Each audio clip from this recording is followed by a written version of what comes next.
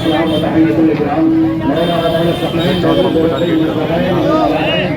جد الحسن والحسين أبي القاسم محمد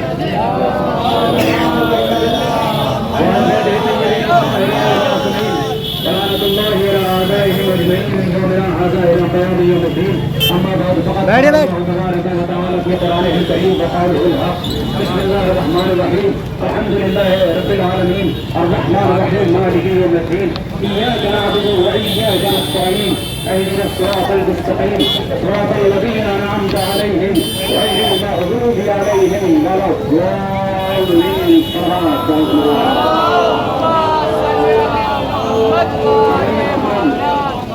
کائنات کے ہر انسان کو جس نبی کی زبان کا یقین ہے خدا کے قرآن کے یقین ہے ہمارا پیغام یہ ہے کہ اللہ کے اس کلام کو سمجھا جائے جسے ہم پڑھتے ہیں جو نبی کے سینے پہ نازل ہوا ہے اس قرآن کو پڑھنا اس قرآن کو سمجھنا ہماری ذمہ داری ہے یہ فطرت انسانی کے خلاف ہے کہ اگر کوئی کتاب پڑھی جائے اور سمجھ نہ آئے تو یہ کہا جاتا ہے کہ تم نے بخوبی اس کتاب کو علم حاصل نہیں کیا لیکن ہماری ذمہ داری یہ ہے کہ جو قرآن میں خدا ہم سے پیغام پہنچانا چاہتا ہے ہمیں چاہیے کہ ہم قرآن کی تلاوت کے ساتھ ساتھ اس پیغام کو بھی سمجھیں کہ خدا ہم سے کیا چاہتا ہے آئیے قرآن کا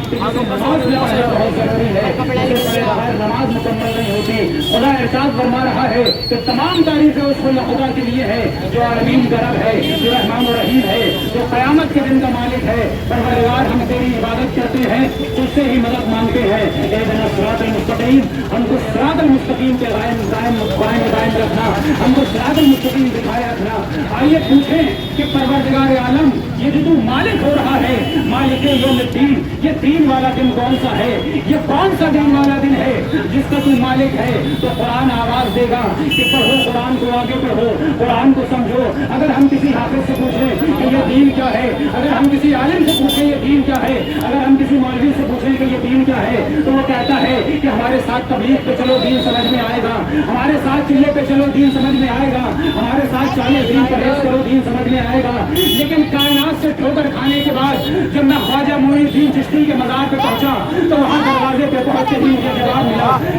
شاہ است حسین بادشاہ است حسین حسین شاہ بھی ہے حسین بادشاہ بھی ہے دی است حسین دی پناہ است حسین حسین دین بھی ہے حسین دین کو پناہ دینے والا بھی ہے یہ کون حسین ہے یہ وہ حسین ہے کہ جس کے لیے نبی نے فرمایا کہ حسین مجھ سے ہے میں حسین سے ہوں یہ جلوس کیوں نکلے ہیں یہ تعزیہ کیوں ہے آج کائنات سوچتی ہے یہ تعزیہ کیوں نکلتا ہے جلوس کیوں نکالتے ہیں ارے جلوس اس لیے نکالتے ہیں کہ جب رسول کی ولادت کا وقت قریب آتا ہے 12 ربیع الاول قریب آتی ہے تو ہم بھی جلوس نکالتے ہیں خوشیاں مناتے ہیں کیوں اس لیے کہ یہ جلوس اس کی یاد میں نکل رہا ہے جو دین لے کے آیا ہے جو اسلام لے کے آیا ہے جو قرآن لے کے آیا ہے آج کائنات کے کچھ لوگوں کا یہ منصوبہ بن چکا ہے کہ یہ تعزیہ بدعت ہے یہ علم بدعت ہے یہ دین بدعت ہے یہ جلوس بدعت ہے کیوں کیسا ہو سکتا ہے اس لیے کہ جب لانے والا رسول اس کی یاد میں یہ تعزیہ نکل سکتا ہے اس کی یاد میں یہ گنبد خضرا نکل سکتا ہے اس کی یاد میں یہ پرچم نکل سکتے ہیں تو وہ قرآن جو اتنی اجازت دے رہا ہے کہ لانے والے کی یاد میں جلوس نکالو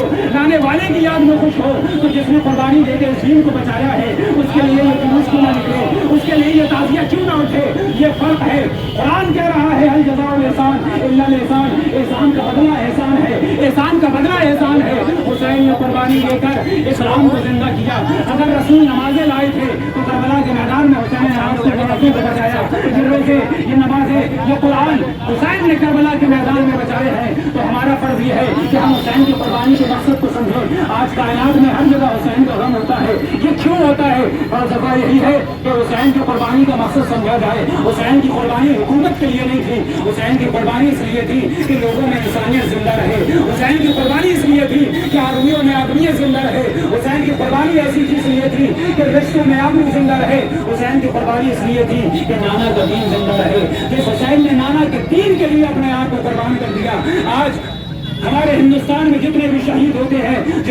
جن کا ہاتھ ہے جن کی شہادت ہے ہندوستان کو آزاد کروانے کے لیے ہم آج ان کے شہادت کے دن ہم ان پہ آنسو بہاتے ہیں ان کی شہادت کو یاد کرتے ہیں اس لیے کہ انہوں نے ہمیں غلامی سے نکال کر آزادی کی زندگی دی ہے تو جس حسین نے ساری انسانیت کو جیسی غلامیت سے نکال کر آزادی دی ہے اس حسین کا ہمیں کتنا ماتم کرنا چاہیے اس حسین کا ہمیں کتنا غم منانا چاہیے اس حسین کا ہمیں کتنا نام لینا چاہیے میں आज सारे प्रशासन का और सारे जो बड़े अधिकारी हैं उनका भी शुक्रगुजार हूँ कि जिन्होंने हमारी मदद की है इस जुलूस में। और मैं तमाम उन हजरात का शुक्रगुजार हूँ कि जो इस तकरीर को सुन रहे हैं, अपने अंदर झांक के देखिएगा कि जिसका ज़मीर मर जाता है वो कौम मुर्दा हो जाती है। अपने ज़मीर को जिंदा रखें, खुदा के कलाम से अपने ज़मीर को जिंदा रखें, नबी के हदीस से अपने ज़मीर को जिंदा रखें, इसलिए कि ज़मीर जिंदा होना बहुत बड़ी नेमत है। जिसका ज़मीर जिंदा होता है उसका ईमान जिंदा होता है, और जिसका ईमान जिंदा होता है जन्नत उसी के हक में आती है। जन्नत मुर्दा ज़मीरों के हक में नहीं जाती। जिसका ज़मीर मर जाता है वो जुल्म करता हुआ नजर आता है, लेकिन जिसका ज़मीर जिंदा होता है वो खुद तो गला कटा देता है लेकिन किसी मजलूम के गले को नहीं काटता। अल्हम्दुलिल्लाह रब्बिल आलमीन।